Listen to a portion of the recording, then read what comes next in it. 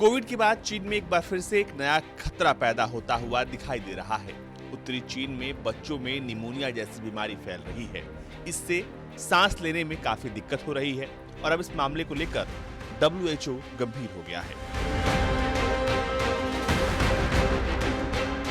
WHO यानी विश्व स्वास्थ्य संगठन ने इस बारे में चीन से जानकारी मांगी है। चीन ने जवाब देते हुए बताया है कि बच्चों में निमोनिया जैसे मामलों का बढ़ना असामान्य या नई बीमारी नहीं है। चीन के मुताबिक कोविड प्रतिबंध हटाने की वजह से फ्लू जैसी बीमारी बढ़ रही है। अब चीन में फैल रही इस बीमारी को लेकर भारत में भी अलर्ट है।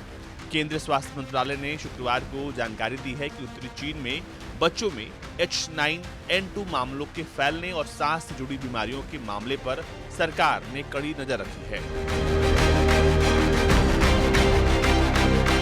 आपको बता दें कि चीन में अक्टूबर से ही ये बीमारी फैलने लगी थी, लेकिन अब हर दिन 7,000 से ज्यादा मामले सामने आ रहे हैं।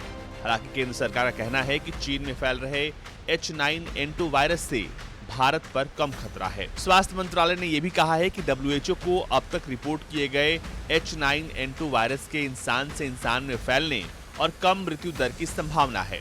ऐसे में सवाल उठता है कि आखिर H9N2 वायरस क्या है? बर्ड फ्लू या एवियन फ्लू ए टाइप का एक इन्फ्लुएंजा वायरस है। H9N2 इसी इन्फ्लुएंजा ए वायरस का सब टाइप है।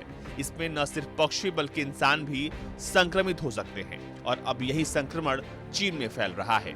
H9N2 वायरस पहली बार 1966 में अमेरिका में सामने आया था। तब यह वायरस जंगली टर्की पक्षी के झुंड में पाया गया था। अमेरिका के national centre for biotechnology information के मुताबिक H9N2 वायरस दुनिया भर में जंगली पक्षियों में पाया जाता है, लेकिन कुछ इलाकों में ये पोल्ट्री फार्म के पक्षियों में भी मिल जाता है। NCBI की रिसर्च कहती है कि H9N2 वायरस फ्लू जैसी अगली महामारी का कारण बन सकता है। WHO का मानना है कि जब avian influenza virus poultry farm में फैलता है तो उससे इसके इंसानों में भी फैलने का खतरा बढ़ जाता है। अब सवाल उठता है कि क्या इंसानों को इससे खतरा है? तो एक्सपर्ट्स मानते हैं कि H9N2 वायरस से इंसानों के संक्रमित होने का खतरा कम है, लेकिन इंसान संक्रमित हो सकते हैं। लेकिन ऐसा इसलिए भी हो सकता है क्योंकि इसके लक्षण बहुत हल्के होते हैं। इस वजह से कई बार इसकी रिपोर्ट भी नहीं आती है। लेकिन चीन में जो हालात दिखाई दे रहे हैं उसको देखते हुए भारत के लिए ये चिंता का विषय है।